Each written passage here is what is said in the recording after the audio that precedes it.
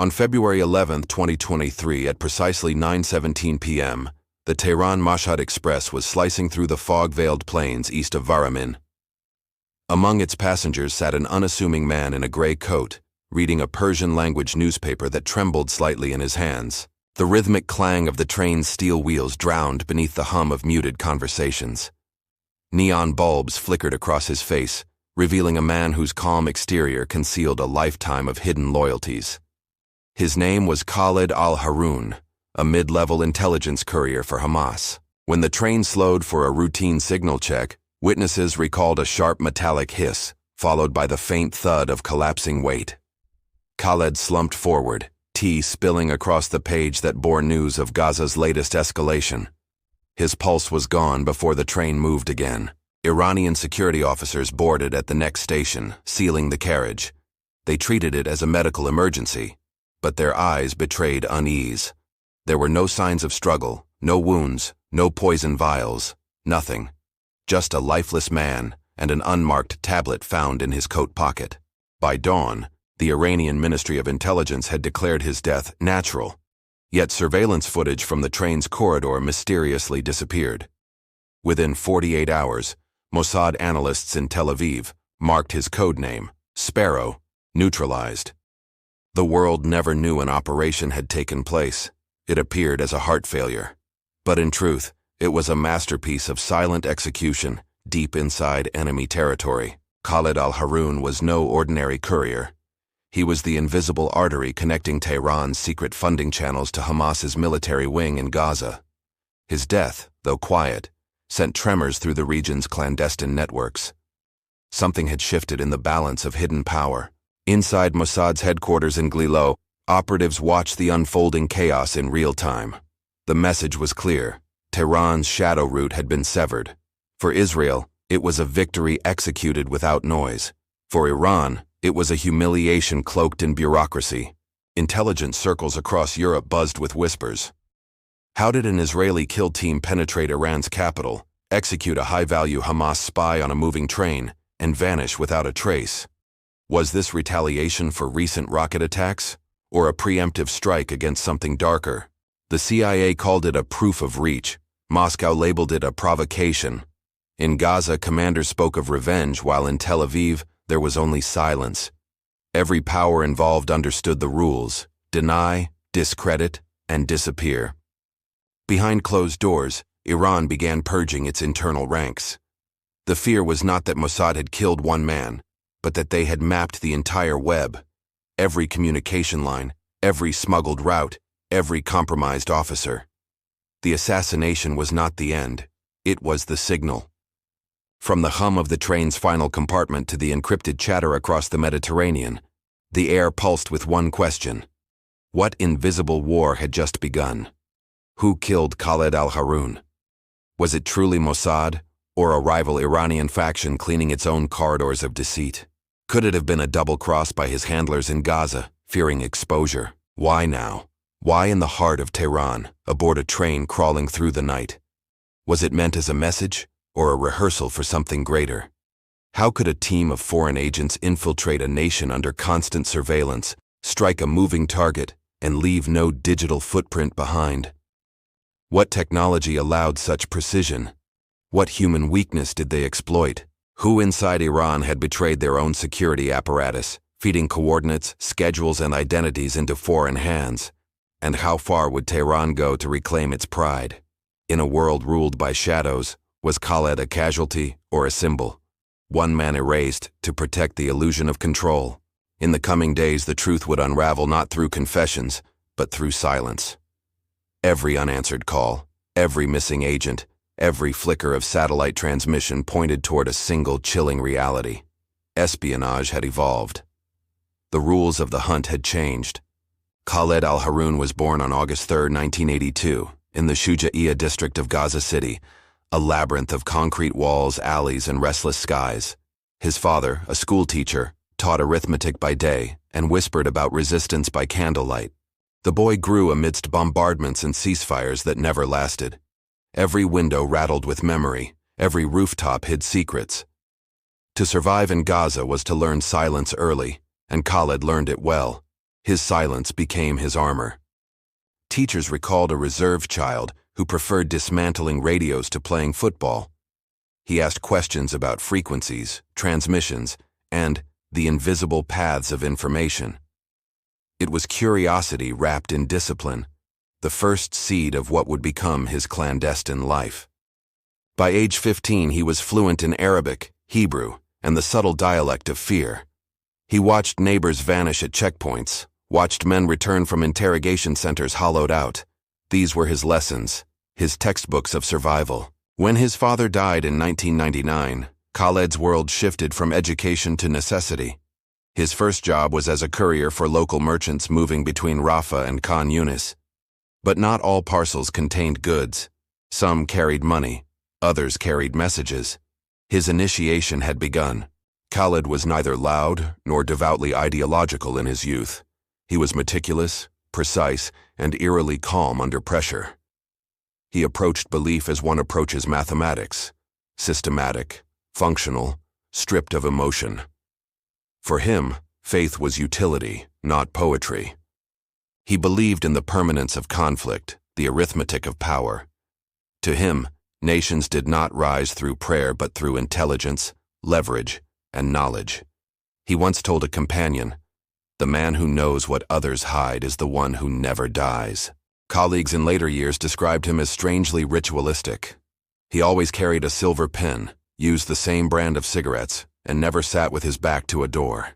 He counted seconds before speaking, weighed every word as if it might detonate. He drank black tea without sugar and never trusted anyone who sweetened theirs. These small details became habits, and habits became his sanctuary. They were how he imposed order on a world of chaos, a spy's quiet liturgy. In Hamas's inner circles, he was known as al-Asafir, the sparrow. The name came from his ability to disappear between cities, borders, and allegiances without trace. He could cross Rafah one morning and appear in Beirut by nightfall. Within Iranian intelligence briefings, his code designation was M17. Mossad analysts later identified him as Sparrow 1, the nucleus of Tehran's covert support network for Gaza. To himself, he was neither a hero nor a traitor. He saw his role as mathematical equilibrium, balancing the scales between occupation and survival. He despised grand speeches and political theatrics. History, he once said, belongs not to those who shout, but to those who listen quietly while others shout. In his mind, secrecy was not cowardice. It was evolution. In 2002, during the height of the Second Intifada, Khaled's world collided with destiny. Israeli incursions into Gaza crippled local communication lines, and smugglers became lifelines. Through one of these networks, he encountered emissaries from Hamas's political bureau. They saw value in his intelligence, not his faith. Khaled possessed something rare, a memory capable of storing complex routes, codes, and radio sequences without ever writing them down. Within a year, he was moving encrypted messages between Gaza and Lebanon. He never carried a weapon. His battlefield was information. He mapped Israeli patrol rotations, documented signal frequencies, and identified weak points in digital surveillance. To the leadership, he was invaluable. To the outside world, he remained invisible. By 2009, Tehran's Quds force had noticed his efficiency. A discreet invitation arrived through Damascus, and offered to coordinate financial transfers and logistical movements between Iran and Gaza. Khaled accepted without hesitation. His new identity was forged in the corridors of Iran's intelligence ministry. From that moment, he ceased to exist on paper. Only whispers remained. His passport bore new names, his voice new dialects.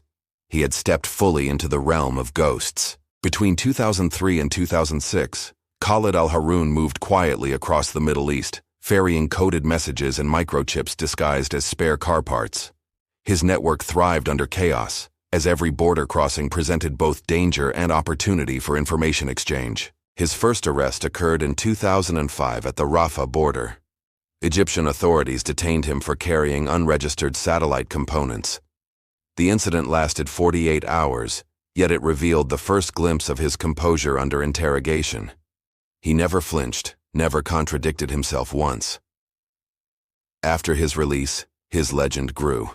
He became the man who could cross 10 borders in a week, carrying nothing but a backpack and an untraceable memory. For every arrest record filed, a counter-record vanished within hours.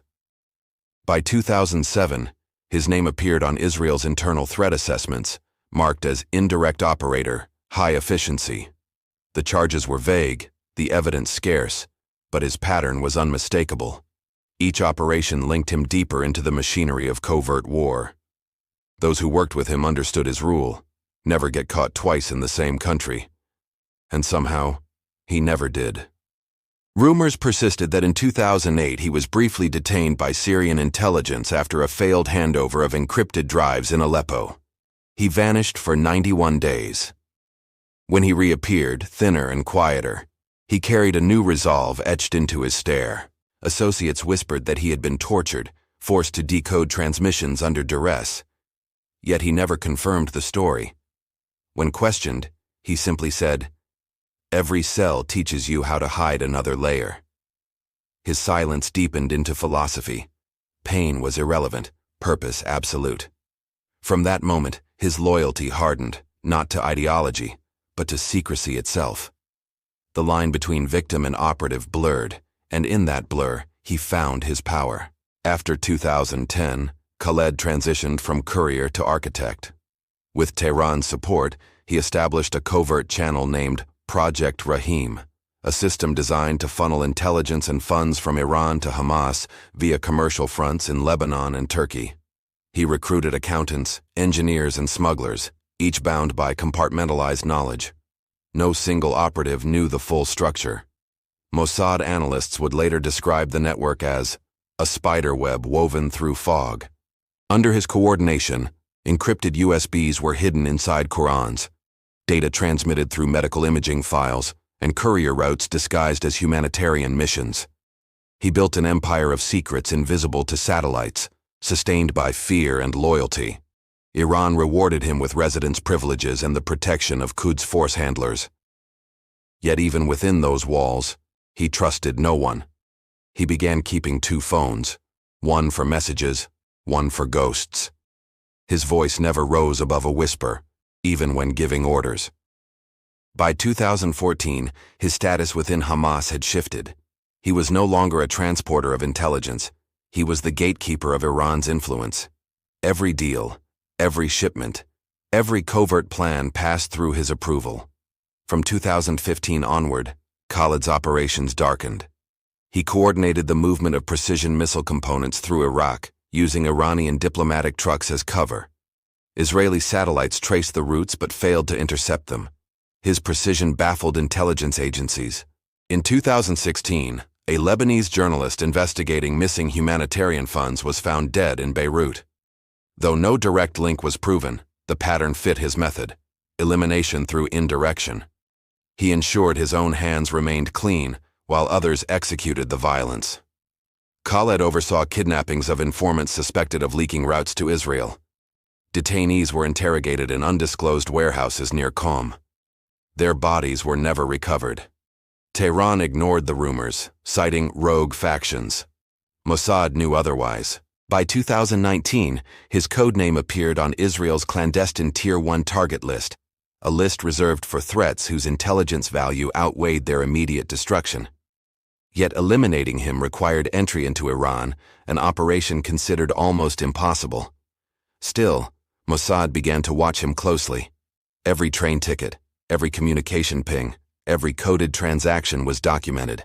They waited for one mistake, a predictable routine, a careless movement, and they would strike. In May 2020, Khaled flew from Beirut to Tehran under the alias Mustafa Karim, seat 14A on Mahan Air Flight W514.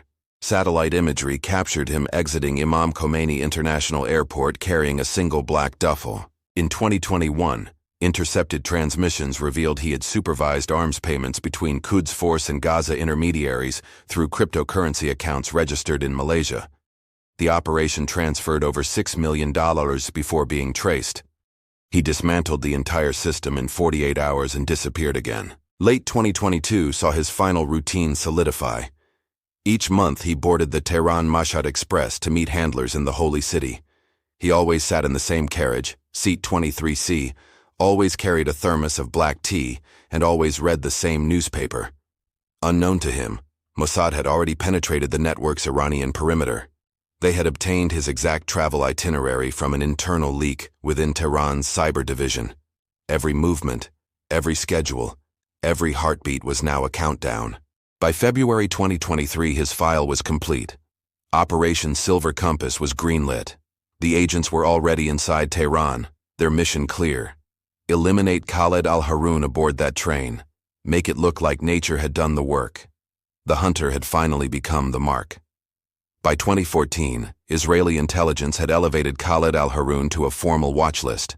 The designation read, Sparrow, Operational Coordinator. Analysts issued red notices internally, compiling evidentiary packets with dates, flight manifests, and financial transfers tied to Tehran's Quds force. In 2016, Interpol notices circulated within closed briefings, though they never reached public channels. Washington's intelligence community appended classified caveats. Do not act without sovereign clearance. The file grew fat with satellite captures, intercepted calls, and witness statements from Beirut handlers. Tel Aviv placed him on a covert elimination roster labeled Tier 1 Priority in 2019. His name appeared in a dossier alongside photographs, passport replicas, and behavioral analysis. Operational planners annotated risk matrices and escape contingencies in block letters and stamped approved for action by senior directors. Mossad committees debated options: capture for interrogation, diplomatic pressure, or surgical removal. Capture promised intelligence. Removal promised deniability. After a series of calculated failures to apprehend him abroad, the council inclined toward deniable direct action inside Iranian borders. By mid-2021, his profile had become a geopolitical hot potato. Allies whispered, adversaries watched. Tehran moved him intermittently to safe houses. He continued to travel under false papers. Each relocation was documented in the dossier, increasing urgency and the moral calculus for those planning his end. Intelligence summaries described him as the linchpin of an information pipeline, supplying Hamas with precision parts, logistics, and financing. The cost of inaction was measured in rockets launched and lives lost. For many in Tel Aviv, inaction had become an unacceptable moral compromise. Throughout 2022, Mossad surveillance expanded. Technical surveillance teams monitored his communications metadata. Human assets provided shadowing reports. Analysts reconstructed his routines, train times, preferred cafes, safe meeting rooms, until there was no movement without a timestamp and a witness description. His elevation to most wanted status carried international ramifications. Legal advisors warned of diplomatic fallout for clandestine operations inside Iran. Planners prepared false identities, compartmentalized cells, and exfiltration pathways through third countries to minimize blowback and plausible deniability. Intelligence briefings in 2022 repeatedly concluded the same calculus.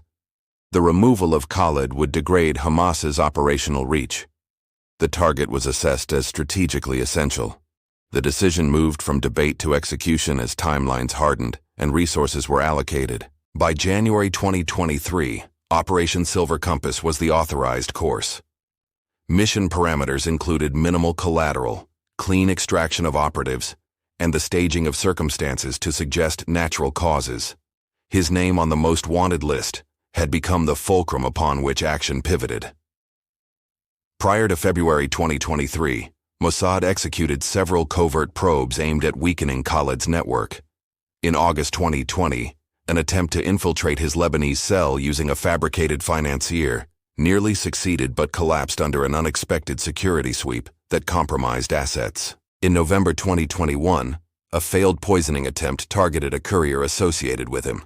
The courier survived, prompting rapid internal reviews. The operation revealed flaws in tradecraft and tightened Tehran's counter-surveillance. Mossad retreated to reassess tactics, upgrading exfiltration routes and false documentation. A remote bombing in 2018 attributed to unknown actors targeted a storage facility suspected of holding shipments coordinated by Khaled. The attack destroyed materiel but left leadership structures intact. Analysts marked the event a tactical setback, and resumed plans for a surgical solution to the problem. In 2020, an operation to intercept a funds transfer succeeded. Israeli cyber teams flagged cryptocurrency movements, froze accounts, and rerouted invoices. The disruption caused short-term logistical delays. Khaled rebuilt his channels under tighter secrecy, learning from each interdiction and becoming more cautious. Repeated attempts taught Mossad that conventional strikes would not suffice. The target adapted, his compartments tightened, and handlers operated through layers of mules. Each failure hardened both sides. Mossad refined precision, while Khaled increased operational paranoia and ritualized safety protocols. By early 2022, planners opted for a live hunt approach.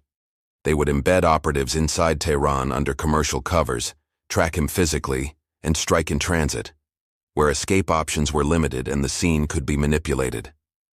The decision elevated risk, but promised control. Training for the operation included rehearsal of train compartment entries, timing sequences, and emergency medical staging. Operatives practiced in simulated corridors, perfecting silent takedowns, concealed injections, and meticulous staging to mimic natural medical collapse without visible trauma. Intelligence teams procured false passports with credible backstories, booked flights on alternate carriers, and established surveillance nodes near Imam Khomeini International Airport. Handlers synchronized satellite windows and local assets. The operation would require surgical timing and ruthless patience. In January 2023, a mole within Tehran's cyber apparatus provided a breakthrough. Confirmed travel itineraries and seat numbers for monthly trips on the Tehran Mashhad Express. The intelligence converted probability into certainty. Mossad approved a strike window for February. Mossad planners emphasized denial. No fingerprints, no ballistic signatures, no forensic trails. They insisted on staging the death as cardiac failure. Medical knowledge, pharmacology, and human physiology were weaponized into an illusion. The assassination attempts prior had taught them how to make death look ordinary. As Operation Silver Compass crystallized, inevitability became a theme in briefings. Analysts compared patterns. Targets who lived predictably died predictably. Routine was vulnerability. Predictability invited hunters to close in with mechanical precision. Inside Tehran, small signs of erosion appeared. Security agencies reassigned officers, tightened passes, and interrogated low-level handlers. Paranoia rippled through command chains. Every meeting required new codes. Every route demanded new faces. The net tightened, but so did his nerve. Mossad operatives rehearsed failure scenarios and contingency extractions. They accepted the possibility of capture as a consequence.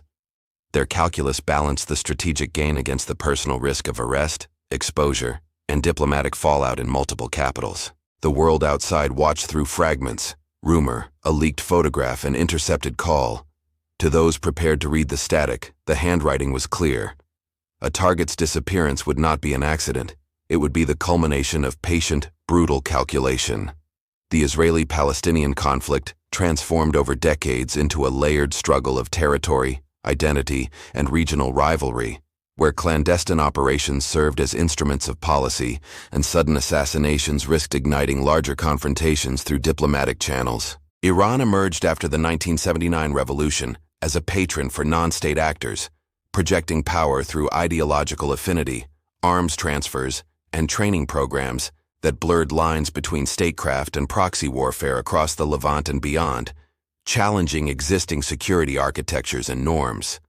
Saudi Arabia, Turkey, and Gulf actors oscillated between confrontation and cautious engagement, balancing sectarian allegiances with national interests, while external powers like Russia and the United States pursued their own strategic priorities in a shifting geopolitical chessboard constantly. Israel perceived Iranian support for Hamas as an existential threat, linking Tehran's logistical chains to missile accuracy and battlefield endurance, prompting preemption doctrines and covert countermeasures intended to sever supply routes and degrade adversarial capabilities directly. Proxy dynamics turned cities like Beirut, Damascus, and Gaza into nodes of continuous contestation, where intelligence networks operated across diaspora communities, commercial fronts, and religious channels, creating resilient yet brittle infrastructures vulnerable to infiltration and subversion at irregular moments globally. Sanctions, covert funding, and cyber campaigns intensified pressures,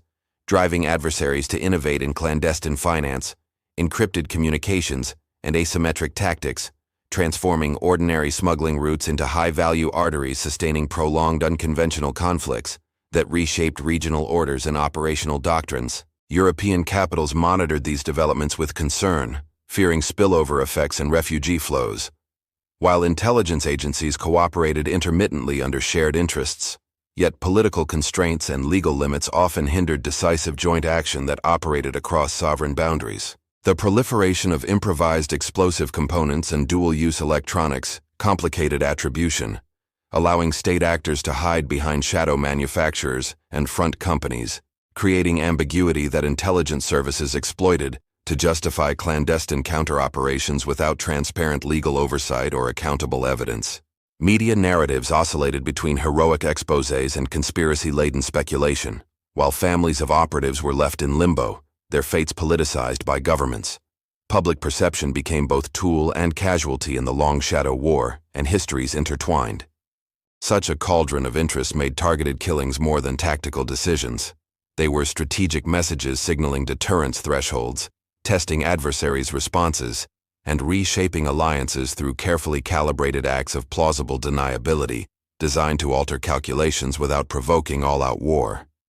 Iran framed its support for Hamas as resistance solidarity, portraying logistical aid and training as defensive measures against occupation, while its regional strategy aimed to project deterrence and secure influence across the Levant through proxy governance structures. Israel portrayed its actions as preemptive self-defense, asserting the necessity of disrupting networks enabling attacks and maintaining that clandestine operations, while controversial, were essential to protect civilians and maintain strategic superiority given conventional deterrents are frequently inadequate in human lives.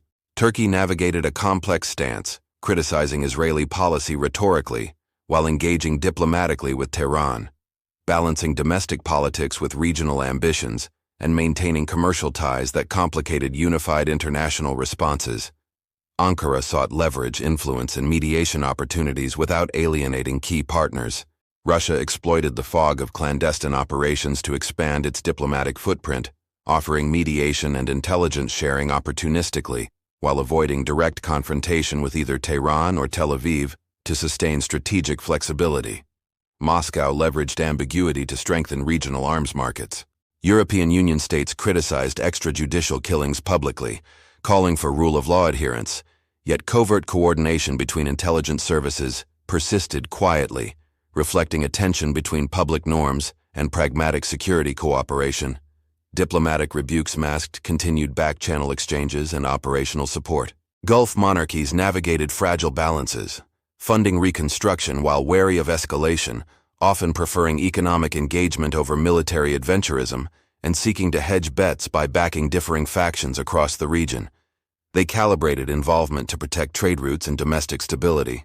The United States maintained formal alliances with Israel while engaging in delicate diplomacy with Iran indirectly, employing sanctions, cyber tools, and intelligence cooperation to deter escalation without becoming entangled in direct conflict. Washington preferred calibrated pressure alongside closed-door engagement continuously. China observed with limited public commentary, prioritizing economic ties and regional stability, while quietly expanding port investments and trade routes that could benefit from sustained and predictable security conditions. Beijing sought to avoid alignment while securing supply chains and influence. International law scholars debated the legitimacy of targeted killings across borders, citing sovereignty violations, yet acknowledging the practical difficulties in addressing non-state threats embedded within permissive states. They argued legal frameworks lagged operational realities, complicating accountability and deterrence efforts systemically. Regional media outlets amplified narratives that suited national agendas, transforming clandestine events into public theater, while intelligence communities relied on classified judgments that rarely aligned with popular discourse or official statements. This dissonance complicated accountability and bred mistrust across publics. Khaled mattered because he connected disparate nodes into a functioning logistics architecture, transforming ideological commitments into actionable supply chains that sustained missile accuracy, training exchanges, and payment flows critical to prolonged asymmetric engagements. He converted patronage into operational capability consistently. He was also symbolic. a proof that Tehran's reach extended into enemy territory, emboldening allies and unnerving adversaries, altering strategic calculations about sanctuary and vulnerability among militant patronage networks. His continued operations suggested Iran could sustain long-term support despite sanctions. Removing him promised operational disruption, interrupting payments, slowing weapons deliveries, and degrading coordination, effects that intelligence analysts forecast would ripple across multiple theaters and force reconfiguration of clandestine logistics. Planners reasoned temporary paralysis could buy strategic breathing room for defensive measures elsewhere. He offered access to human sources rarely reachable by electronic intercepts, a human intelligence advantage that chronicled intent, procurement pathways, and personal networks, information often more decisive than technical data in preempting attacks. His insights guided operational timing, targeting, disruption strategies. Politically, his existence complicated mediation prospects. Negotiators feared eliminating him might provoke retaliation, while allowing him to persist signaled impotence, creating an intractable dilemma for diplomats seeking de-escalation. He embodied tactical necessity clashing with long-term political resolutions and costs. Operationally, his methods showcased an evolving tradecraft, mixing low-tech human couriers with high-tech encryption, forcing adversaries to rethink surveillance priorities and invest in human sources and cyber countermeasures simultaneously. This adaptability maintained operational continuity under pressure and scrutiny. Intelligence communities feared that eliminating him would create martyrs and provoke escalation, yet tolerating him risked continued attacks. The dilemma illustrated the moral ambiguity central to clandestine statecraft. Leaders weighed lives saved against diplomatic costs and second-order effects calculated. Within Hamas, he was both trusted and feared. Commanders relied on his channels for capabilities, yet feared exposure that could dismantle entire operational brigades, making internal tensions a strategic vulnerability. Factional rivals watched closely, weighing protection and opportunistic purges carefully. For Tehran, he represented leverage, an asset converting patronage into influence. Yet his autonomy posed risks of exposure that could embarrass the state and reveal covert channels used to project power beyond official diplomacy. Public scandal could fracture consensus and partnerships immediately. Ultimately, Khaled's removal would not erase the network, but it would force recalibration, buying time for adversaries to fortify defenses while igniting a clandestine contest over succession and operational continuity. Competing factions would vie for control, exposing vulnerabilities for exploitation. On February 3, 2023, 5 individuals arrived separately at Tehran's Imam Khomeini International Airport under ordinary tourist visas. Their passports bore the names David Cohen, Thomas Richter, Maria Kova, Arjun Patel, and Yara Haddad, none genuine, all meticulously constructed. Each had entered from different cities, Vienna, Tbilisi, Amman, Istanbul, and Baku. No two traveled on the same airline. Each carried luggage consistent with civilian profiles. Cameras, guidebooks, casual clothes, nothing to attract scrutiny from the Ministry of Intelligence officers stationed at customs. They were the execution team of Operation Silver Compass, a Mossad-led mission sanctioned under the Directorate for Special Means. Their objective was to terminate Khaled al-Haroun aboard a moving train without any trace of violence or external interference. Their cover identities formed a tight operational circle. Cohen posed as a logistics consultant attending an industrial expo. Richter played a documentary photographer.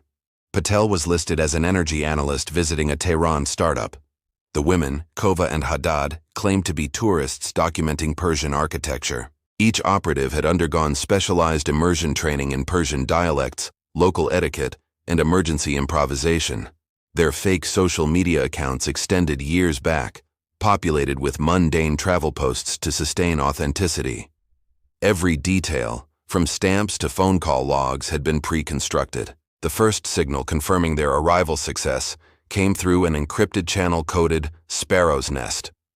Within 6 hours, they dispersed across different hotels, blending seamlessly into Tehran's vibrant anonymity.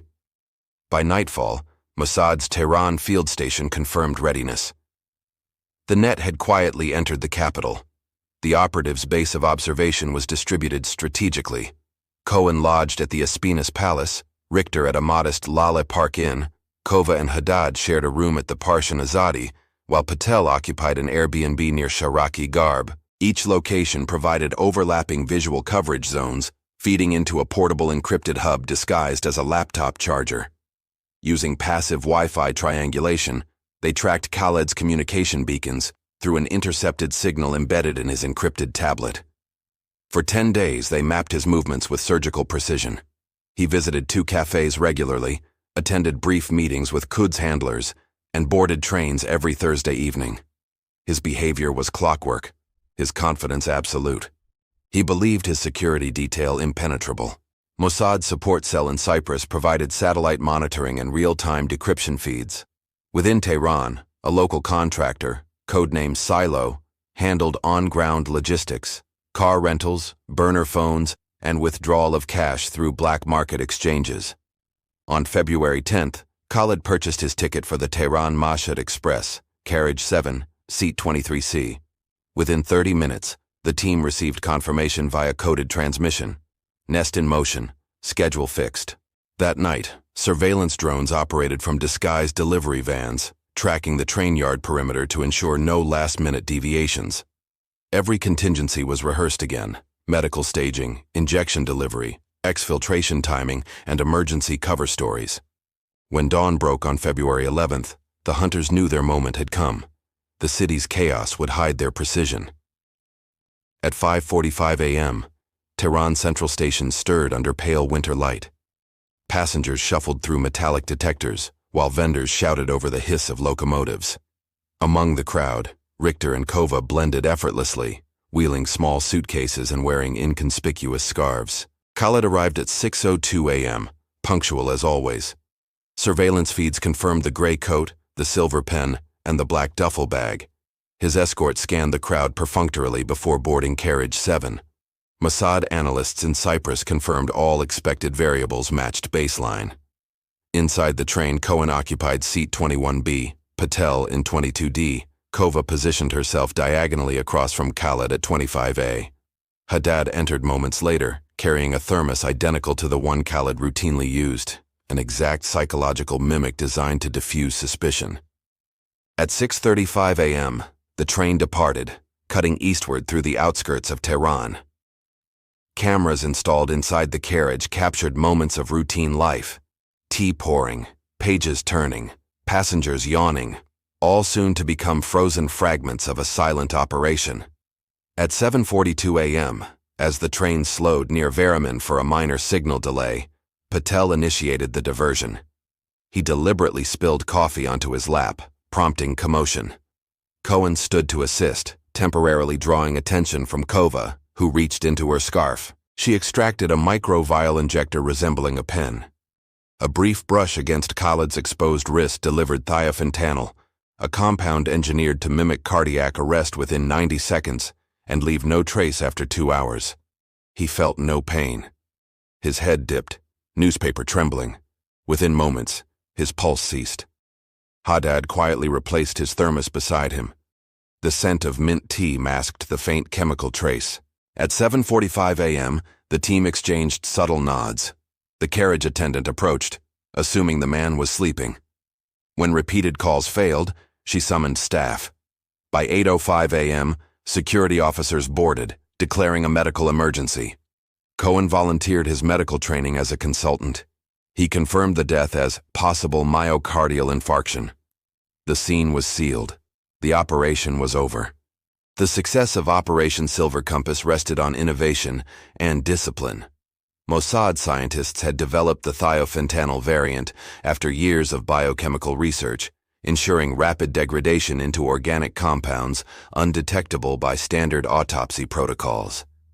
The injector pen was a marvel of miniaturization, constructed from titanium and polymer composites, ejecting less than 0.05 milliliters of compound in under 1 second. No puncture marks remained visible, the needle retracting instantly upon contact. Communications between operatives employed Quantum Link, an Israeli-developed mesh encryption network capable of autonomous rerouting via local Wi-Fi points, leaving no traceable cellular metadata. Messages self-deleted within 60 seconds of receipt, Their surveillance hub, disguised as an ordinary charger, operated on low-frequency signal capture, reading electromagnetic anomalies within 2-meter radius, enough to track devices in train stations or cafes without triggering Iranian signal monitors. Each operative carried a second identity card bearing Iranian names procured through compromised passport printers. Should interrogation occur, they were to claim work under an NGO specializing in heritage restoration. Mossad had previously staged that NGO's existence online years in advance. For extraction, emergency routes were synchronized through courier taxis. The team's first checkpoint was a safe house near Shari Ray, where they would receive counterfeit Armenian travel documents before departing via land route to Azerbaijan. Every movement, every signal, every whisper adhered to a playbook rehearsed endlessly. Their instruments were as invisible as their intent. As the train neared Mashhad, Iranian plainclothes officers boarded for routine checks. Cohen's pulse quickened. One agent paused beside Kova, asking for documents. She smiled politely, handing over identification forged down to microprint precision. The officer lingered, eyeing her thermos. For 3 unbearable seconds, silence weighed heavier than steel. Then he nodded, moved on, and the train continued. At 9:30 a.m., the team disembarked separately. Different cars, different exits, different faces. None looked back at the sealed carriage where Khaled's body rested beneath a white sheet. By noon, they had vanished into Tehran's sprawl, leaving behind only a name to be whispered and an official report that said, "Cardiac arrest, natural causes." In the coroner's report, Khaled's death was recorded as a sudden cardiac event. Toxicology revealed nothing. No bruising, no wounds, no fingerprints. The silver pen lay beside him, an ironic echo of his identity. His handlers in Qom received word hours later. Panic swept through intelligence channels. Tehran ordered secrecy, fearing exposure. Officially, there had been no Mossad, no operation, no breach. But deep within Glilot headquarters in Tel Aviv, a single encrypted message flashed across the screen. Sparrow down, compass complete. A decade-long hunt had ended with the quietest of deaths. No gunfire, no chase, only a whisper aboard a train slicing through Iran's winter dusk. The world above never noticed. The world below never forgot.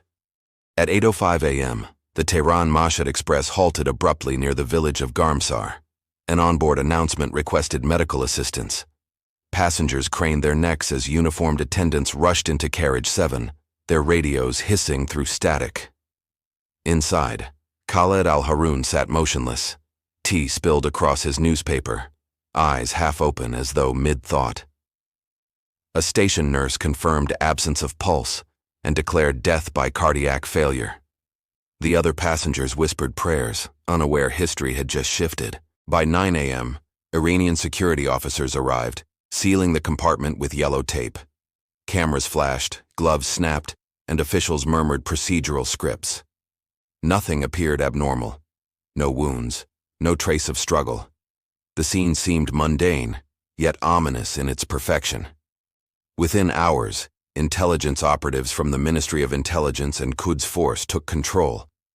They ordered silence, confiscated belongings, and transported the body under armed escort to a secure morgue in central Tehran.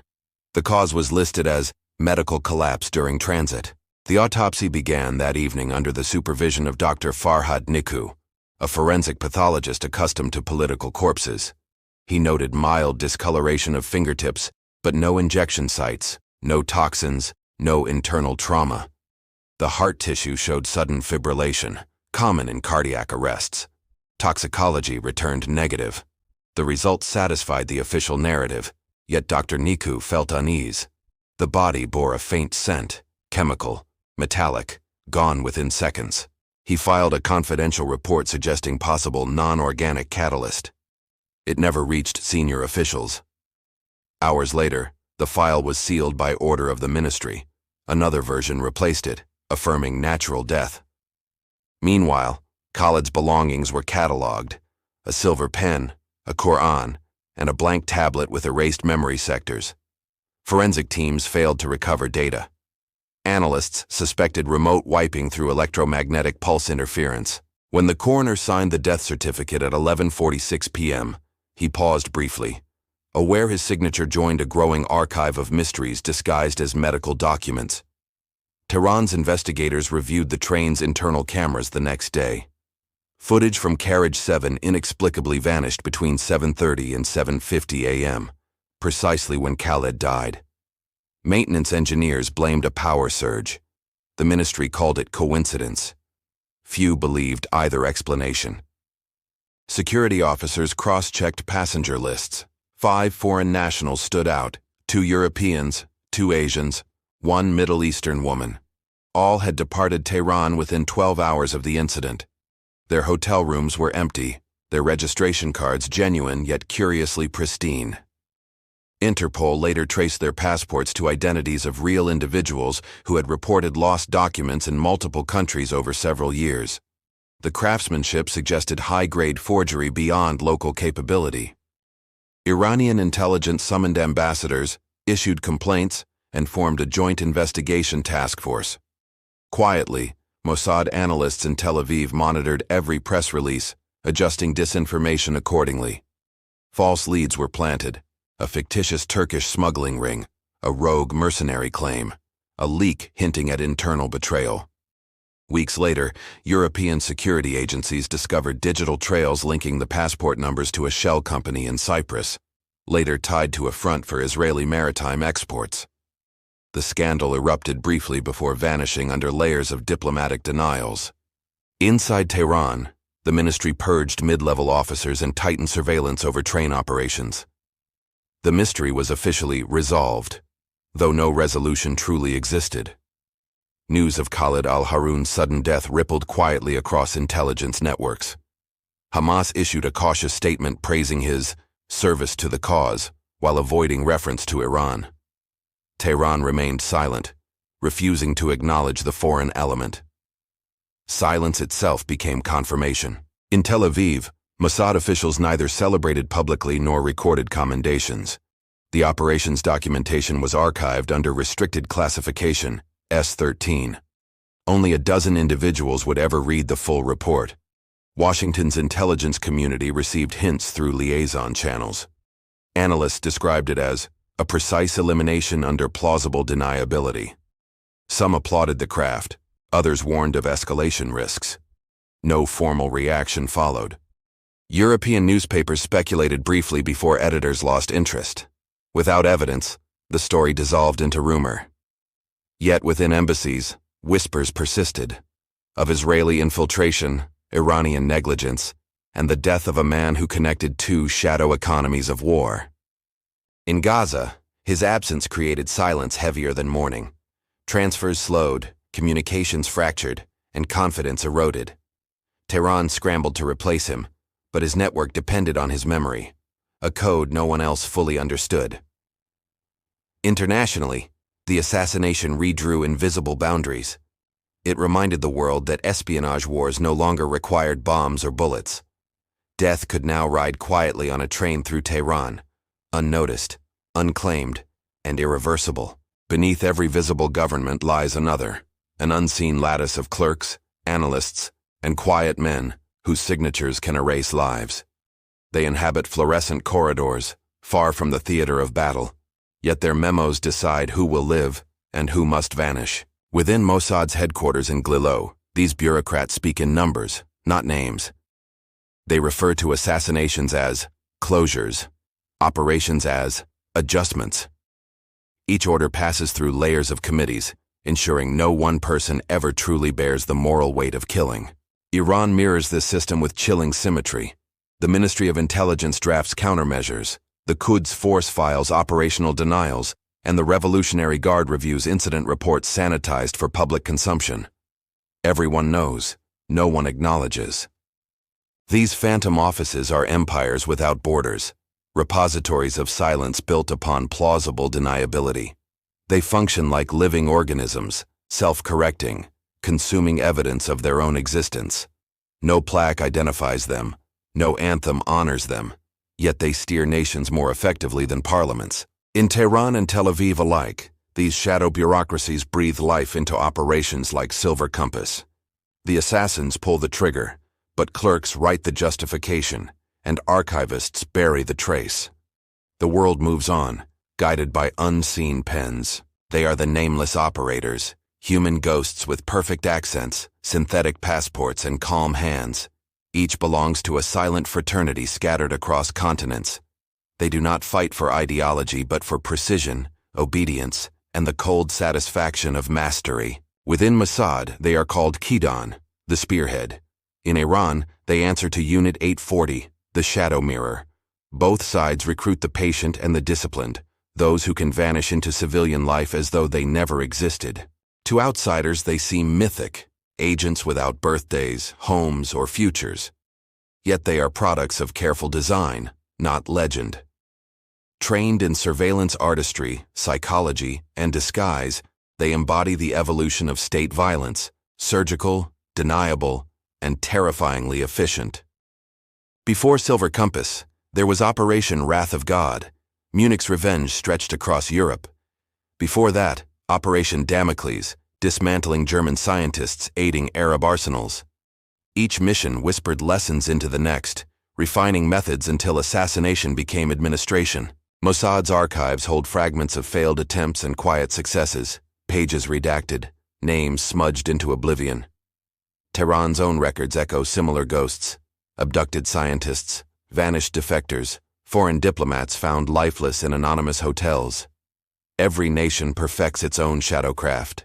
In 2010, a Hamas commander was suffocated in a Dubai hotel by a team using false Irish passports.